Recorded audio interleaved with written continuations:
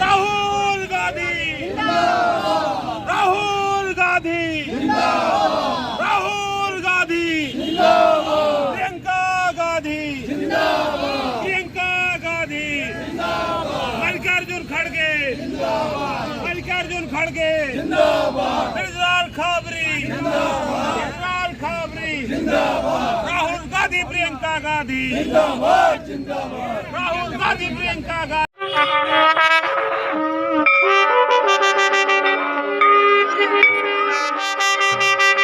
Recording करिए ना।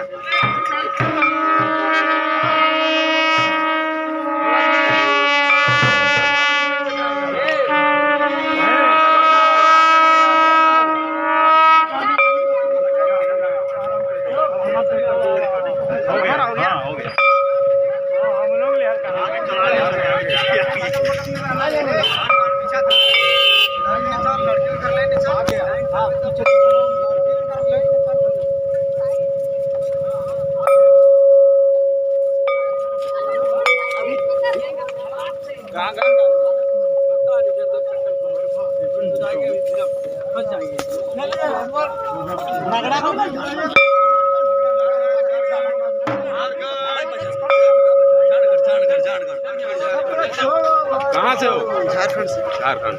बताओ फिर, बताओ नजारा जाओ फिर भेजो।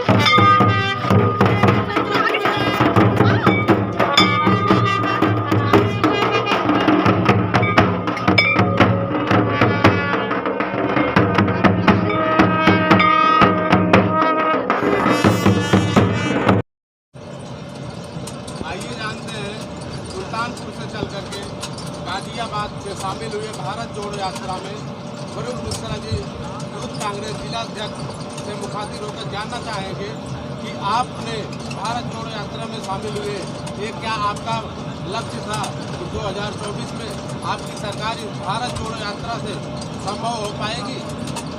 देखिए, सबसे पहले तो आपको मैं ये बताना चाहूँगा कि इस यात्रा का उद्देश्य 2024 में सरकार बनाना नहीं है।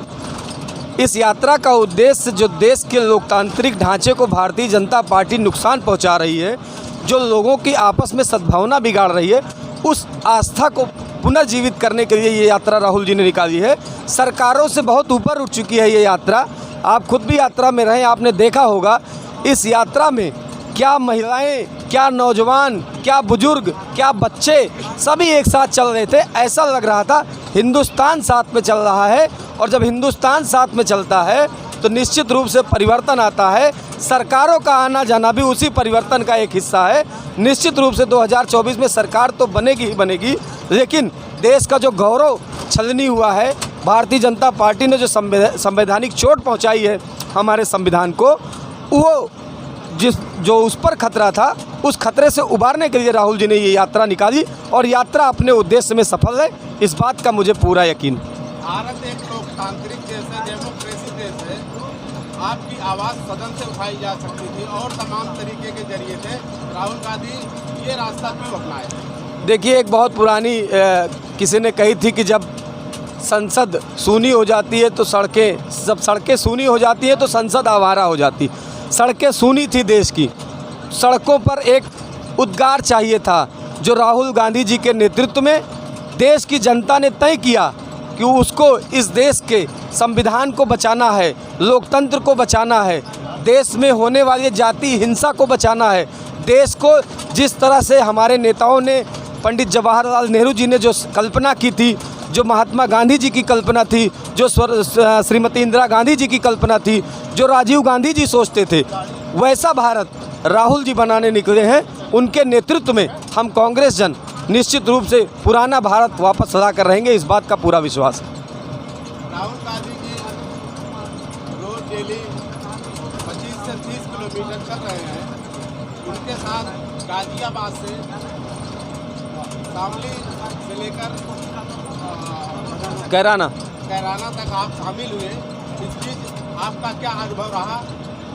आपके कदम कितने साथ दिए चलने में उनके साथ? देखिए, राहुल जी को चलते देखकर हम सब में अपने आप एक उत्साह ऐसा आ जाता था कि तीनों दिन हम लोग राहुल जी के कदम से कदम मिलाकर चले हैं। उनके साथ तो नहीं चल पाए, ये सत्य है कि उनकी स्पीड के बराबर हमारी स्पीड नहीं रही, लेकिन भले ही उनसे 1 किलोमीटर पीछे थे हम, लेकिन चलते थे। चूँकि इतना जनसैलाब चल रहा था उनके साथ कि उनके साथ चलना मुश्किल ही नहीं, नामुमकिन जैसा था। हम लोग 1 किलोमीटर पीछे उनके चल रहे थे, इतना जनसैलाब था कि हम लोगों को उन तक पहुंचने में बहुत दिक्कत होती थी, लेकिन उनके साथ साथ पूरा चले और इतना अच्छा लगा। एक अंदर से आत्मविश्वास का संचार हुआ हम लोगों के अंदर। हम लोग भी कहीं ना कहीं निश्चित रूप से थोड़ा सा हमारा आत्मविश्वास डगमगाया था वर्तमान सरकार के झूठ के आगे, उसकी तानाशाही के आगे, लेकिन राहुल जी के विश्वास के आगे हम लोगों का जो विश्वास था वो भी बढ़ गया, हमारा कॉन्फिडेंस बढ़ा, और निश्चित रूप से हम भी तैयार हैं परिवर्तन के लिए। बागपत से लेकर कैराना तक किसानों का गढ़ माना जाता है, गन्ने के उत्पाद का गढ़ माना जाता है। राहुल जी बराबर कहते हैं किसानों को हम हक दिलाएंगे, एमएसपी पे हम हक दिलाएंगे आपका। इस विषय में कांग्रेस क्या कहना चाहेगी? देखिए, ये तो हम डंके की चोट पर कहते हैं कि किसानों को उनका हक मिलेगा। आज राहुल जी 3500 किलोमीटर पैदल चल रहे हैं, तो उनके एजेंडे में सबसे पहले इस देश का किसान है। अभी जब भारतीय जनता पार्टी ने उनके टी शर्ट पर सवाल किया था, तो आपको याद होगा उन्होंने एक जवाब दिया था कि लोग मुझसे पूछते हैं मुझे ठंड क्यों नहीं लगती। इस देश के किसान से ये सवाल पूछना चाहिए, क्या उसको ठंड नहीं लगती? इस देश के बेरोजगारों से ये सवाल पूछना चाहिए, इस देश की महिलाओं से ये सवाल पूछा जाना चाहिए। वास्तव में सत्यता ये है कि राहुल जी के नेतृत्व में किसानों को उनका हक मिलेगा। आपको याद हो तो भूमि अधिग्रहण बिल जो किसानों के लिए सबसे पहले कांग्रेस पार्टी लेकर आई थी, उनको उनकी ज़मीनें जब छीनी जा रही थी तो उनका हक उनको वापस दिलवाने के लिए सबसे पहले भूमि अधिग्रहण बिल कांग्रेस पार्टी लाई थी राहुल जी के नेतृत्व में। इसलिए ये तो तय है कि कांग्रेस पार्टी पूरी तरह से राहुल जी किसानों के साथ खड़े हैं और आने वाले समय में भी खड़े रहेंगे। सरकार लगातार लांछन लगा रही है कि राहुल जी सुरक्षा घेरा को तोड़ रहे हैं। अगर कोई अप्रिय घटना होती है तो इसके जिम्मेदार हम नहीं होते, इस पर आप क्या कहना चाहेंगे? देखिए, कुछ तो लोग कहेंगे, लोगों का काम है कहना, छोड़ो बेकार की बातें, लोगों का काम है कहना। सत्यता ये है कि भारतीय जनता पार्टी के पास इस यात्रा के तोड़ में कोई जवाब नहीं है। आज जब देश की जनता सड़कों पर उतर गई है तो उनको इस बात से कहीं ना कहीं तकलीफ हो रही। वो जानते हैं कि अब ये यात्रा सिर्फ एक यात्रा नहीं है, ये एक परिवर्तन की लहर है और उनका सिंहासन डोल रहा है, इसलिए वो अनाप शनाप की बातें कर रहे हैं, उन पर हम ध्यान नहीं देते। मान लीजिए 2024 में आपकी सरकार बन गई, कांग्रेस की सरकार बन गई, तो आम जनमानस गरीब जनता को आप क्या मेनू में लाना चाह रहे हैं, क्या उनको देना चाह रहे हैं? देखिए, मान लीजिए नहीं, आप ये जान लीजिए कि 2024 में हमारी सरकार बनने जा रही है और हमारी सरकार बनती है, कांग्रेस की सरकार रहती है तो इस देश को सिलेंडर 350 से 400 में मिलता है। बेरोजगारी की दर घटकर कम हो जाती है, महंगाई घट जाती है, हर तरह से किसानों को उनका हक मिलता है।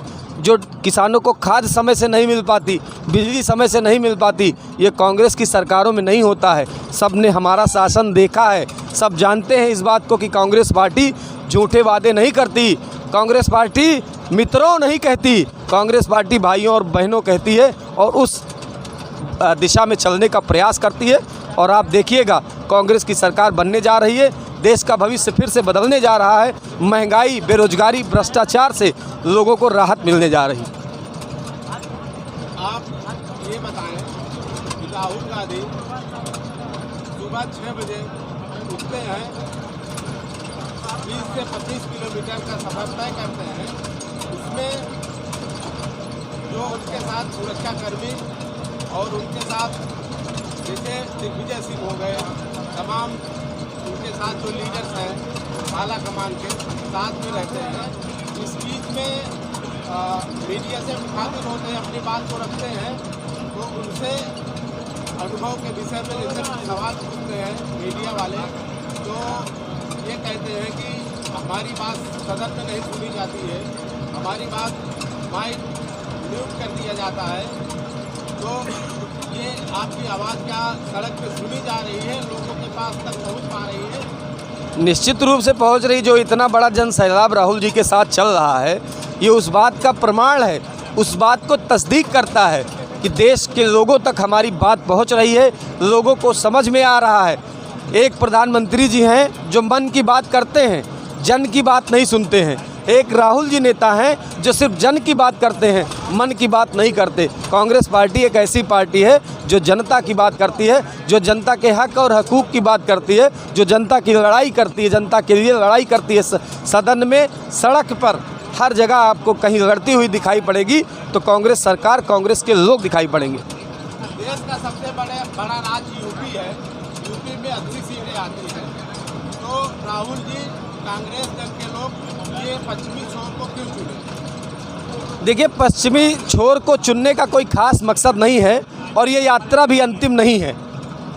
हो सकता है इसके बाद एक ऐसी यात्रा निकले जो उत्तर प्रदेश के बीच से होकर जाए, और राहुल जी पर इस पर विचार भी कर रहे हैं। जिस तरह से लोगों का समर्थन, उत्साह, जन सैलाब का समर्थन इस यात्रा को मिल रहा है, हमें पूरा विश्वास है कि राहुल जी उत्तर प्रदेश में भी जल्दी ही एक ऐसी परिवर्तन यात्रा निकालेंगे। बहुत बहुत धन्यवाद अध्यक्ष जी। धन्यवाद।